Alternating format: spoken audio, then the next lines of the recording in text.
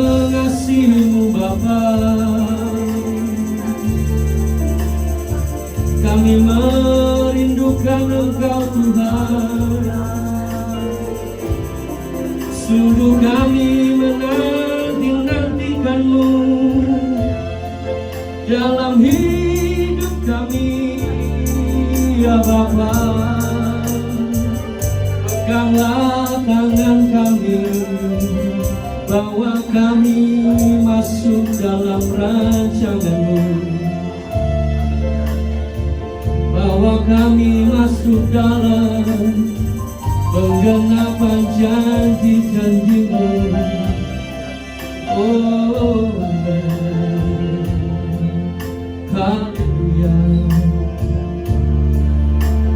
Oh, haleluya. Oh, haleluya.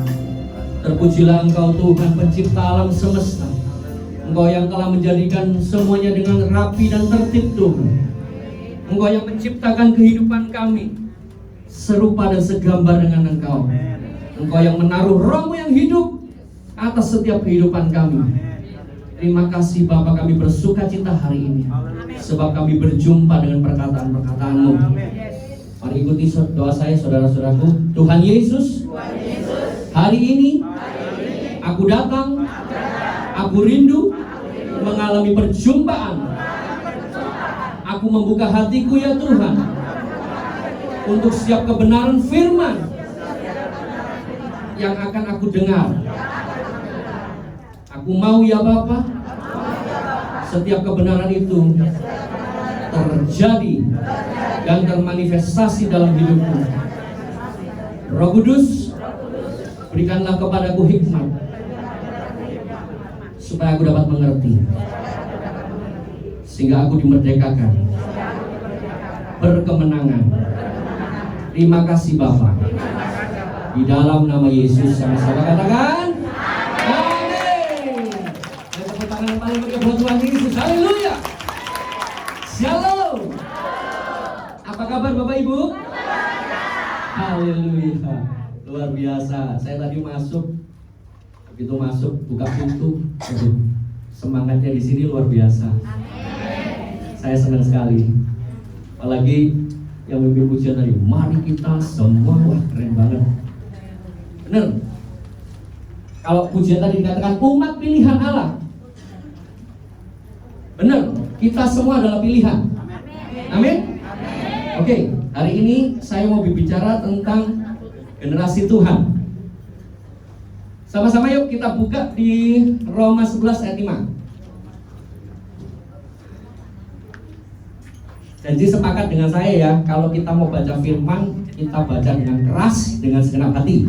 Mau sepakat dengan saya? Oke, ayo kita sama-sama baca. 3, 2, 1. Demikian juga pada waktu ini ada tinggal suatu sisa menurut pilihan kasih karunia. Katakan amin. Di sini dikatakan demikian juga pada waktu ini sekarang ya, tinggal suatu sisa. Apa maksudnya sisa di sini? Sisa itu bukan gini loh saudaraku, yang terbaik sudah diambil terus bare ampas tok, tinggal sisa. Itu kan ya? Bukan seperti itu ya. Yang dimaksud di ayat ini ada kata di sini ada menurut pilihan. Jadi yang dimaksud sisa di sini bukan karen-karen, bukan ampas saudaraku, tapi yang dikhususkan. Katakan amin. Yang dispesialkan. Nah, siapa ini? Kalau hari ini saudara mendengar firman ini, Tuhan sedang berbicara kepada kita semua bahwa kita adalah pilihan. Kita yang disebut sisa ini yang dikhususkan, dispesialkan. Katakan amin. Ayo senggol kiri kananmu, katakan saya spesial. Oh haleluya. Nah, contohnya seperti apa yang dispesialkan ini? Yang dispesialkan ini mungkin menurut dunia nggak penting, menurut dunia dibuang, menurut dunia nggak layak, nggak masuk standar. Tapi saya mau katakan di sini bahwa yang dipilih Tuhan ini adalah orang-orang yang spesial. Mungkin menurut dunia nggak masuk ukuran, tetapi menurut dia masuk spesial. Tekan amin. Ya, saudara mungkin gini, dulu mungkin pernah ngalami dalam hidup saudara, mengalami masalah yang luar biasa atau mengalami sakit yang luar biasa. Habis itu tiba-tiba selamat, tiba-tiba diselamatkan, tiba-tiba dipulihkan. Itu saudara adalah pilihan. Itu adalah namanya dispesialkan, dikhususkan. Oke, saya mau mengawali dengan kesaksian saya. Saya dulu sebelumnya bukan percaya dengan Tuhan Yesus ya. Saya dulu waktu muda masih mengikuti kepercayaan orang tua saya. Nah, pada waktu saya bertobat, menerima Tuhan Yesus sebagai Tuhan dan Juru Selamat di sekitar SMA kalau nggak salah, itu saya mengalami sakit tiba-tiba.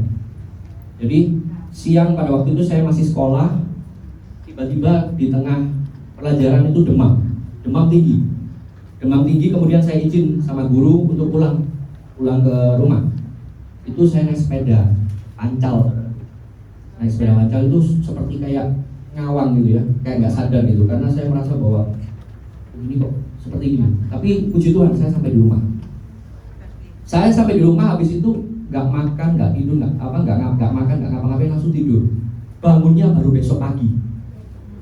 Jadi siang sampai pagi.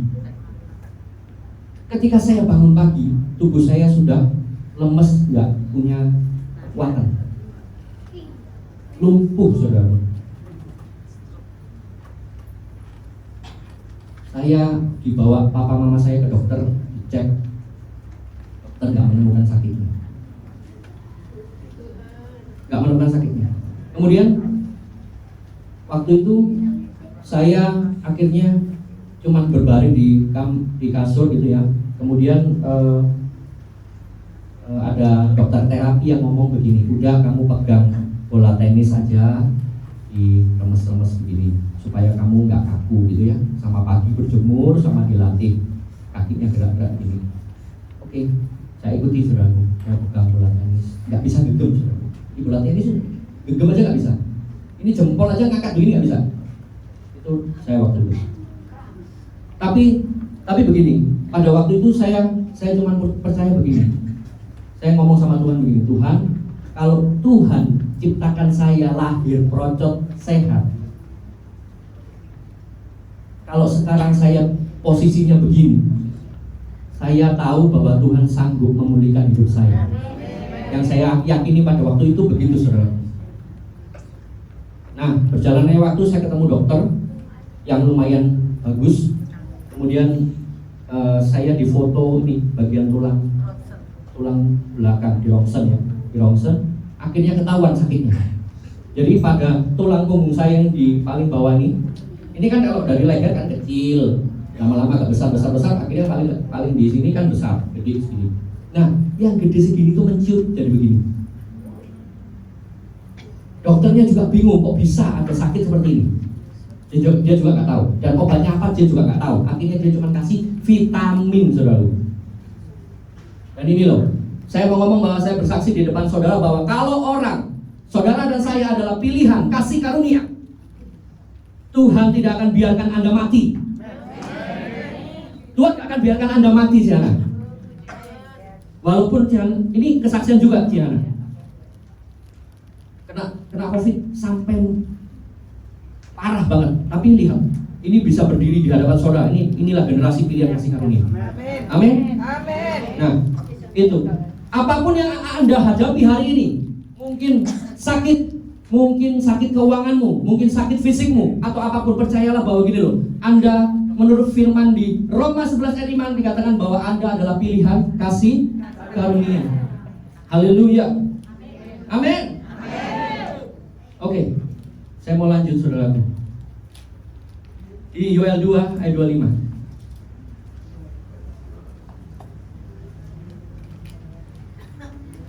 Ada sesuatu yang spesial buat orang-orang yang dikatakan pilihan kasih karunia. Kita bisa baca sama-sama Yoel 2 ayat 25. Yoel 2. Sudah ketemu? 2, Yoel 2. Yoel 2. Bukan Yosua.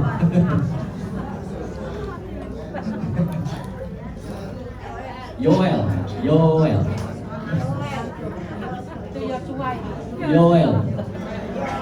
Oh, haleluya. Gak apa-apa. Haleluya.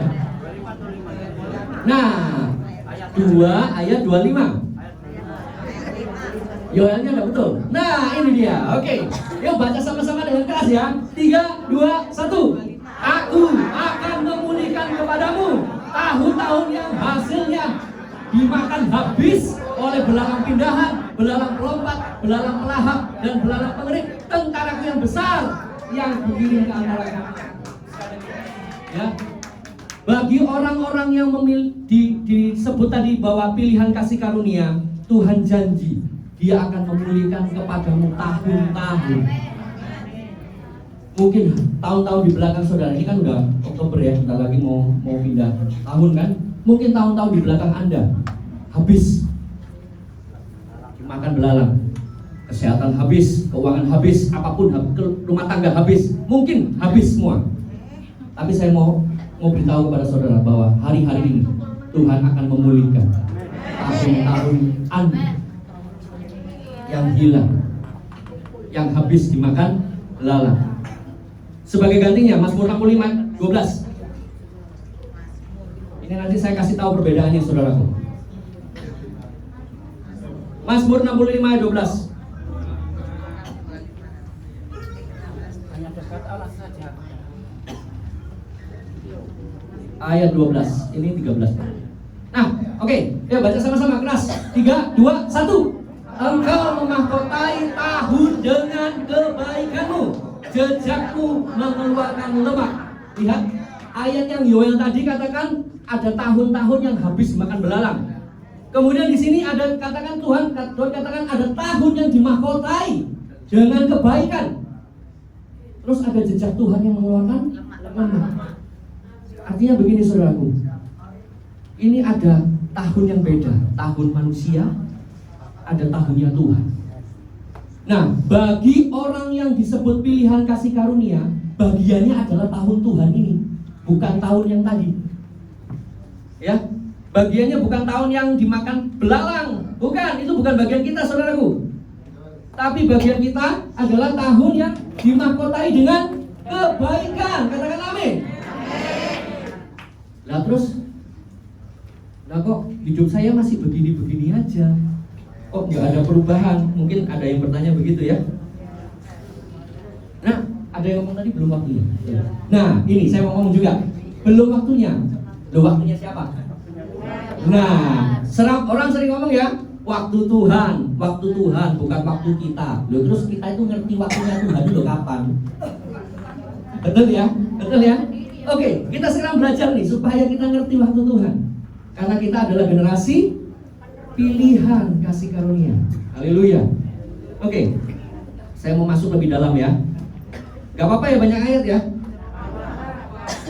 Karena firman Tuhan katakan kalau kita tahu kebenaran itu akan memerdekakan. Jadi kita mesti tahu kebenaran. Oke, lanjut. Sekarang saya mau masuk lebih dalam nih, apa bedanya yang tadi tahun Tuhan sama tahun yang habis makan belalang. Oke. Mazmur 16 ayat 11.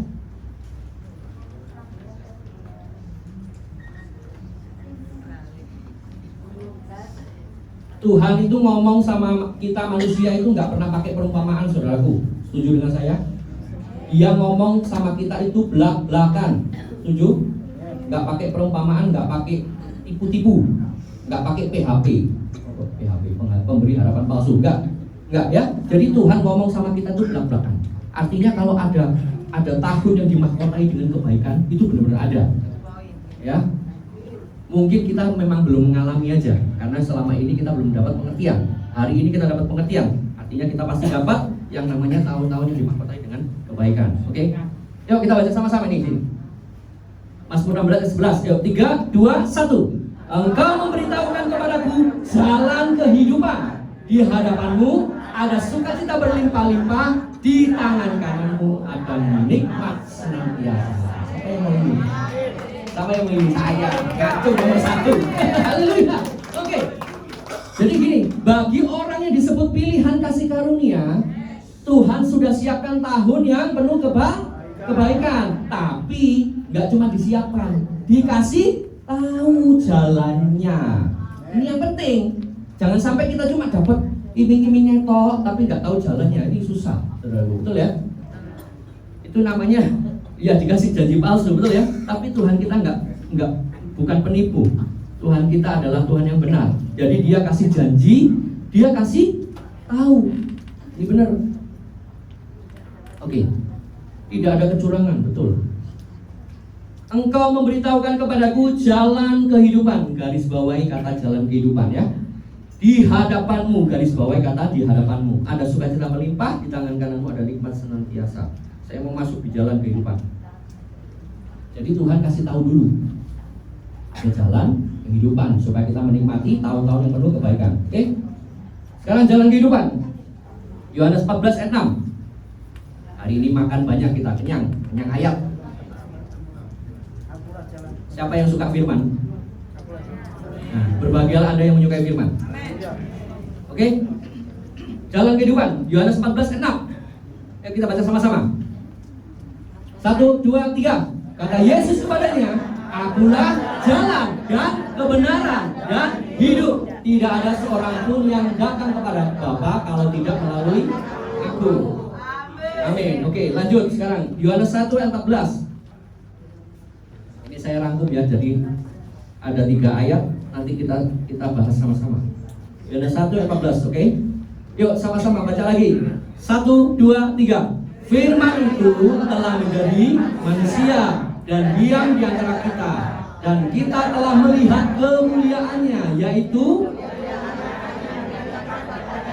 sebagai anak tunggal Bapa, penuh kasih karunia dan kebenaran. Oke, sampai sini lagi. Ya, Yohanes 14 ayat yang ngomong, Yesus ngomong begini, Akulah jalan. Oh, tadi kan dia ngomong toh, engkau memberitahukan kepadaku jalan kehidupan kan? Sekarang Yesus ngomong apa? Akulah jalan dan kebenaran dan hidup. Oke? Yohanes 1 ayat 14 ngomong gini, firman itu telah menjadi manusia. Kemudian dia penuh kemuliaan, anak tunggal Bapa. Berarti Yesus sama dengan apa saudara?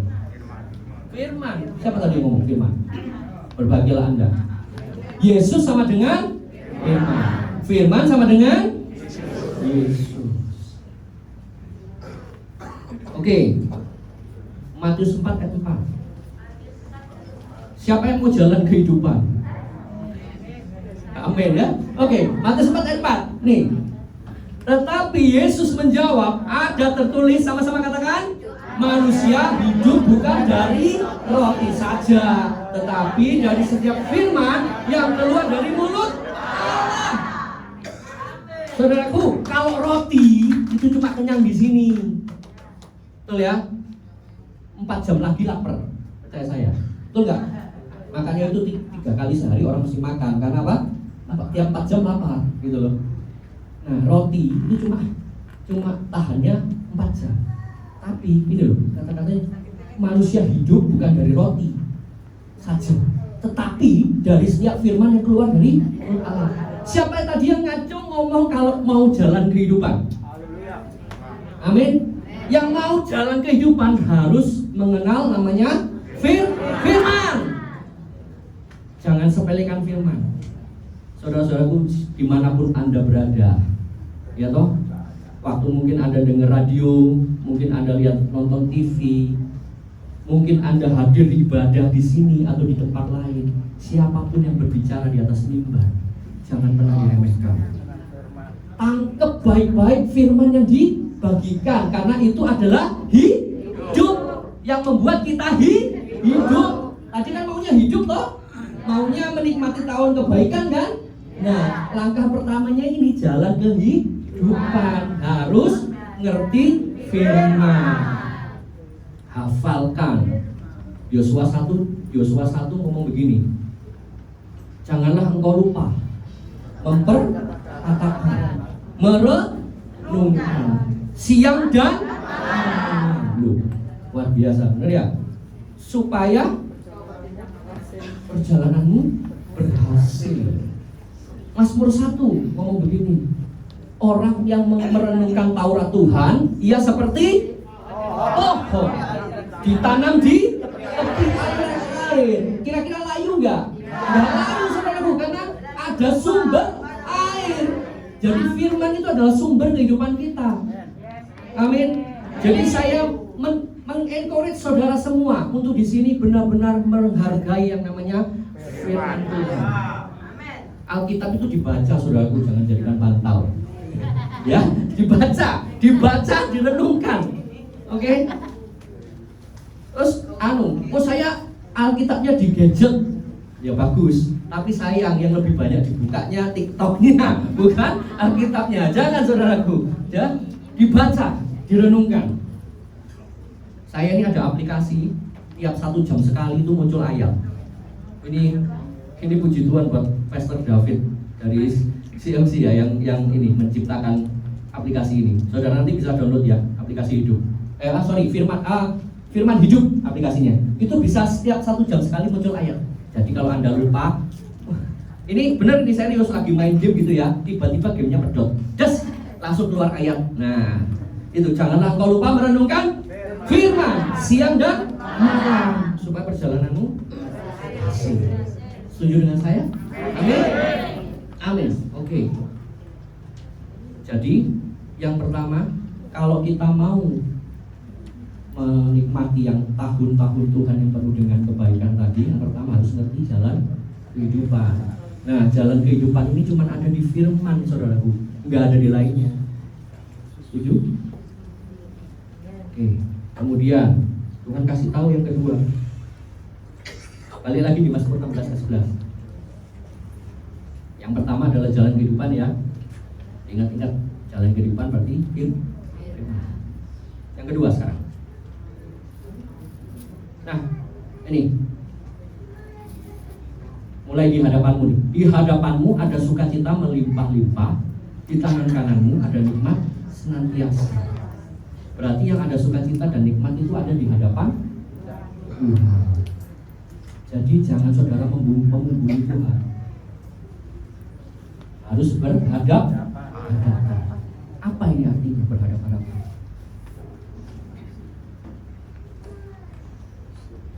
Mazmur 27 ayat 4. Ingat-ingat ya, pertama firman, jalan kehidupan. Sekarang yang kedua. Yuk, sama-sama baca. 3, 2, 1. Satu hal telah kuminta kepada Tuhan, itulah yang kuingini, diam di rumah Tuhan seumur hidup, menyaksikan kemurahan dan nikmat. Kalau menyaksikan itu menghadap apa? Menghadap. Jadi ini loh, kalau ngomong di hadapan Tuhan, teladan yang paling bagus kita lihat di Alkitab adalah Daud. Ini orang yang hatinya luar biasa saudara. Milikilah hati seperti ini. Ya, satu hal, dia nggak minta lainnya loh. Dia kan raja, ya punya semuanya. Tunggu dulu. Dia ini ngomong sudah sejak dari awal ketika dia masih jadi gembala kambing domba yang 2-3 ekor itu loh. Dia ngomongnya begini, satu hal telah aku minta kepada Tuhan. Itu yang kuingin. Gak kepengin yang lain saudara. Kepinginnya cuma menghadap Tuhan. Punya ini dulu, kerinduan.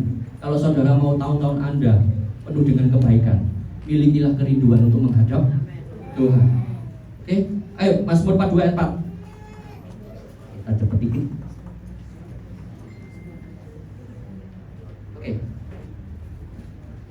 Mazmur 42 ayat 4.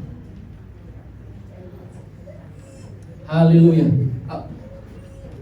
42 ayat 4. Yang tadi. Ya, ini. Oke. Yuk, baca sama-sama ya. 3, 2, 1.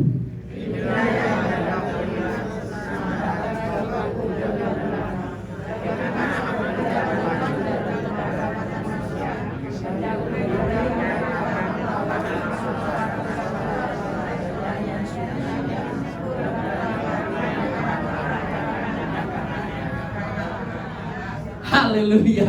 Inilah yang hendak ku ingat. Sementara jiwaku gundah gulana. Daud ya bisa galau, saudaraku. Ya, jiwaku gundah gulana. Bagaimana aku berjalan maju dalam kepadatan manusia, mendahului mereka, melangkah ke rumah Allah dengan suara sorak-sorai dan nyanyian syukur dalam keramaian orang-orang yang mengadakan perayaan. Jadi gini saudara, kalau Anda sedang dilanda gundah gulana, kalau saudaraku, jangan lari ke tetangga curhat. Jangan, dikurangi ya. Lebih baik ini berjalan maju dalam kepadatan manusia, mendahului sampai ke rumah Tuhan untuk menghadap. Itu lebih bagus daripada curhat paling cuman meringankan beban kita sejenak, saudaraku. Habis itu bebannya balik lagi, betul ya? Terus mereka gitu malah jadi bahan gosip. Wes lanjut, tambahin bumbu ini itu, jadi gak karu-karuan, saudaraku. Jadi daripada begitu energinya habis buat itu, saudaraku, lebih baik kita pakai untuk mendahului mereka, meninggalkan mereka masuk ke rumah Tuhan dengan suara sorak-sorai, dengan nyanyian syukur. Jadi kalau datang kepada Tuhan dengan nyanyian syukur. Karena Tuhan masalahku jabote. Tuhan aku terus. Namanya nyanyian syukur itu kepada dia dan dia. Jangan aku terus gitu loh. Ya. Jadi yang pertama tadi adalah firman, yang kedua ini menghadap Tuhan. Menghadap Tuhan artinya apa? Kamu datang dengan hati yang penuh rasa syukur. Nyanyi.